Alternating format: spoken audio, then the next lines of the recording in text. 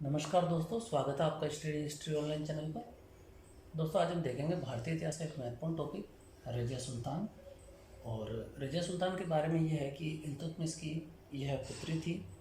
और इल्तुतमिश की मृत्यु के बाद जो इल्तुतमिश ने सुल्तान का पद वंशानुगत बनाया था, तो उसके बाद में रुकनुद्दीन फिरोज शाह जो था, रुकनुद्दीन को उसको गद्दी पर बिठाया गया था। लेकिन दिल्ली की जनता ने उसको अबदस्त करके रजिया सुल्तान को दिल्ली की गद्दी पर बिठाया।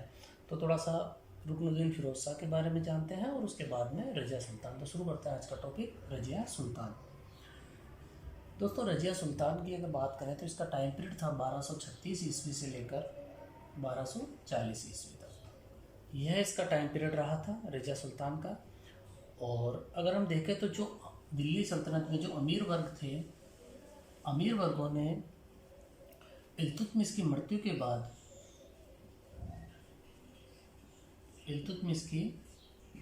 के बाद उसका जो पुत्र था रुकनुद्दीन फिरोज शाह, उसको गद्दी पर बिठाया गया दोस्तों। लेकिन होता क्या है, इल्तुतमिश जो था उसने, हमने अभी देखा था कि सुल्तान का पद जो है वंशानुगत कर दिया। तो उसके अनुसार रुकनुद्दीन फिरोज शाह जो था उसको गद्दी पर बिठाया गया। लेकिन इस रुकनुद्दीन फिरोज शाह के समय उसकी वास्तविक शक्ति थी, सत्ता की वास्तविक शक्ति जो थी वह उसकी माँ जो थी शाह तुर्कान।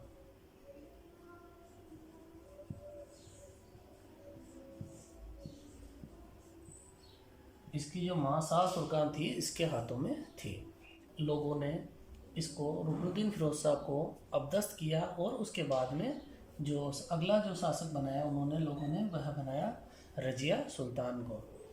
और उसके पहले क्या होता है, रजिया सुल्तान जो थी उसने शुक्रवार के दिन नमाज के समय एक लाल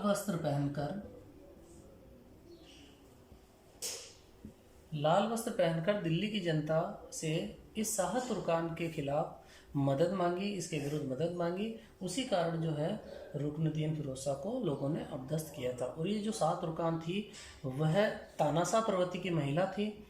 और अगर हम देखें तो रजिया सुल्तान जो थी उसके मामले में पहली बार दिल्ली की जनता जो थी उसने उत्तराधिकार के प्रश्न में खुद निर्णय लिया था कि उत्तराधिकारी किसको बनाया जाना चाहिए। तो अब देखते हैं रजिया सुल्तान के बारे में। तो दोस्तों, सबसे पहले अगर हम देखें, इम्पोर्टेंट पॉइंट है इसके सिक्कों को लेकर। तो इसके सिक्कों पर एक लेख मिलता है जिस पे लिखा होता है, इसके सिक्कों पर जो लिखा था उम्दत उल निस्वा। अगर पूछा जाता है ये सवाल कि उम्दत उल निस्वा किसके सिक्कों पर लिखा था, तो रजिया सुल्तान जो थी उसके सिक्कों पर उम्दत उल निस्वा लिखा था। और यह जो है वेरी इम्पोर्टेंट एक फैक्ट है जो पूछा जाता है। इसके अलावा अगर हम और देखें इसके बारे में, तो दिल्ली सल्तनत की प्रथम महिला सुल्तान थी।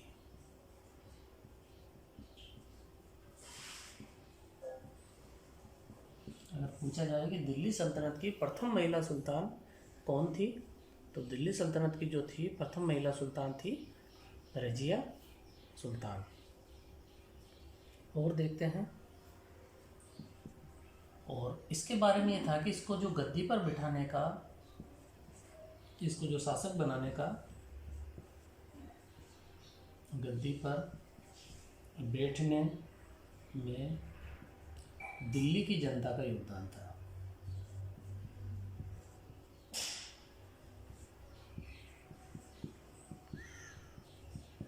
तो इम्पोर्टेंट फैक्ट है ये भी कि रजिया सुल्तान को गद्दी पर बिठाने में किसका योगदान था, तो दिल्ली की जनता का योगदान था। और यह भी पूछा जाता है कि किस सुल्तान या किस शासक को या शासिका को बिठाने के लिए जनता ने महत्वपूर्ण योगदान दिया था, तो वह हो जाएगी रजिया सुल्तान। इसके अलावा और अगर हम आगे देखें तो इसी रजिया सुल्तान ने शुक्रवार के दिन, या हम कहें जुमा, शुक्रवार की नमाज शुक्रवार की नमाज के दौरान यह पहन के आई थी लाल वस्त्र। दोस्तों शुक्रवार की नमाज के दौरान लाल वस्त्र, और यह लाल वस्त्र जो होता था दोस्तों न्याय का प्रतीक होता था।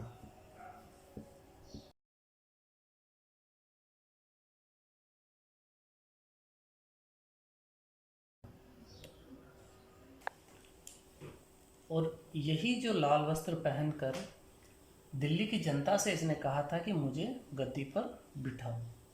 अब हम देखते हैं इसके कुछ अन्य फैक्ट इसके पतन के कारण करते थे, या इसका स्त्री होना जो था इसका पतन का मुख्य कारण था। इसके अलावा कुछ अन्य कारण हैं जो इसके पतन के मुख्य कारण, जिसके कारण इसके विरुद्ध जो है विरोधी गुट बन गए थे, उसको देखते हैं।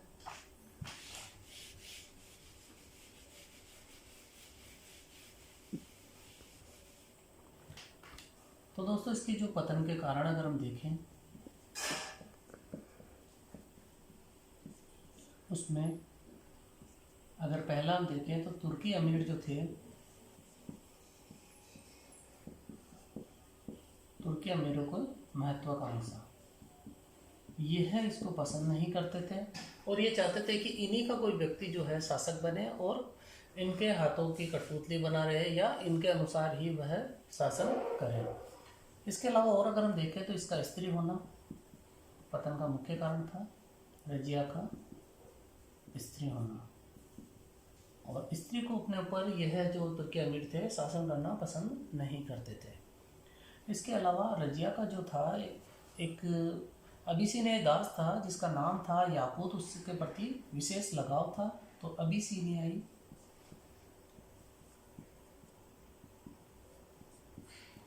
दास याकूत के प्रति लगाव, यह भी जो इसके पतन का मुख्य कारण बना था। इसके अलावा अगर और हम देखें तो यह जो रजिया थी दरबार में, इसने क्या करा, पर्दा प्रथा को तो त्याग दिया और दरबार में जो है कबा यानी कोट, और अगर हम देखें तो कुबा यानी टॉप, यह जो पहनकर वह दरबार में आती थी। तो यह जो है पर्दा प्रथा का गया। इसके अलावा इसने अपने जो है महिला अंगरक्षक रखे थे, पुरुषों की जगह महिला अंगरक्षक रखे थे, यानी इसके चारों ओर जो थे महिला अंगरक्षक थे। तो इन्हें भी जो है तुर्की अमीर पसंद नहीं करते थे। इसके कारण इसके विरुद्ध विरोधी गुट बन गया, और विरोधी गुट को हम देखते हैं कौन कौन इसके प्रमुख विरोधी थे।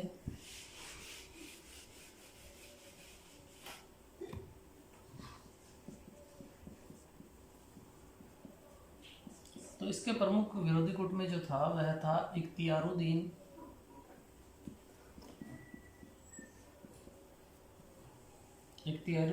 एतगीन, और यही इस गुट का जो था हेड था, प्रमुख था। इसके अलावा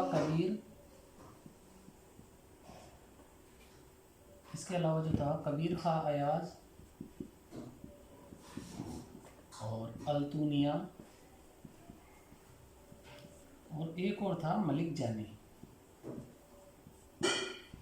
यह विरोधी गुट में शामिल 4 लोग थे, जिसमें प्रमुख इसका हेड जो था इख्तियारुद्दीन एतगीन था, और बाकी जो है कबीर अयाज, अल्तुनिया और मलिक जानी थे। अब हम देखते हैं रजिया के विरुद्ध जो विद्रोह हुए उनके बारे में देखते हैं। तो विरोधी गुट बनने के कारण उसमें कुछ जो रजिया के विरुद्ध कुछ विद्रोह हुए वह देखते हैं। तो सबसे पहला अगर हम देखें तो एतगीन जो था, जो प्रमुख था, एतगीन के कहने पर लाहौर का एक रिश्तेदार था, एतगीन जो था उसके कहने पर लाहौर का इख्तियार, जिसको हमने देखा था कबीर खा अयाज, उसका नाम था कबीर खा अयाज। दोस्तों इसी कबीर खा अयाज ने जो है इसके एतगीन के कहने पर रजिया के विरुद्ध विद्रोह कर दिया था, और इसी ने रजिया ने जो है इस कबीर खा अयाज को यहाँ पर हराया। यानी इसके विरुद्ध युद्ध जो छोटा सा युद्ध किया उसके में रजिया की जीत हुई और कबीर का अयाज की हार हुई। तो अगर पूछा जाए तो रजिया ने इसको कबीर का अयाज को हराया था। और अगर हम बाद में देखें कि बाद में जो है अल्तुनिया इसका एक अन्य विरोधी था, तो अल्तुनिया ने जो था यह बठिंडा का इख्तियार था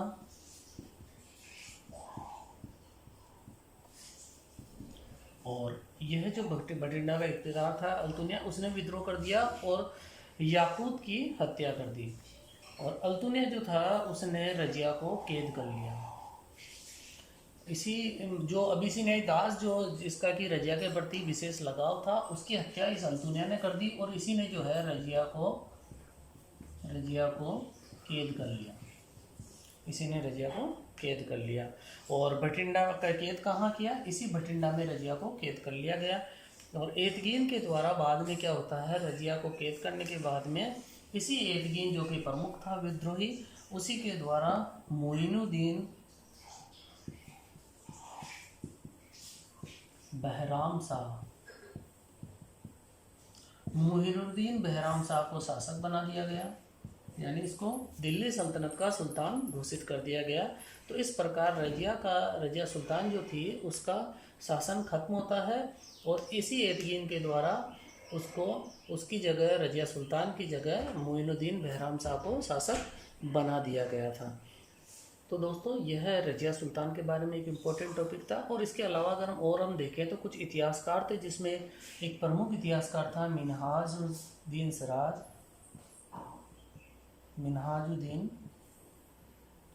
सिराज। इन्होंने कहा है, इनके द्वारा कहा गया है कि रजिया में जो थे सभी बादशाही गुण विद्यमान थे। इनका कहना था, ये स्टेटमेंट पूछा जाता है, तो रजिया में सभी बादशाही गुण थे। यानी मिन्हाजुद्दीन सिराज द्वारा कहा गया कि रजिया में सभी बादशाही गुण थे। इसके अलावा और अगर हम देखें तो रजिया ने जो है मुअज़्ज़बुद्दीन को वजीर नियुक्त किया था। और उम्दतुल इस्वा हमने देखा, इसके सिक्कों पर जो है उम्दतुल इस्वा जो है वह लिखा था। और इसके अलावा रजिया ने जो है बलबन को अमीर शिकार का पद भी दिया था। ये भी पूछा जाता है, बलबन को अमीर शिकार का पद किसने दिया? तो बलबन को अमीर शिकार, इसका पद भी जो है रजिया सुल्तान द्वारा दिया गया था।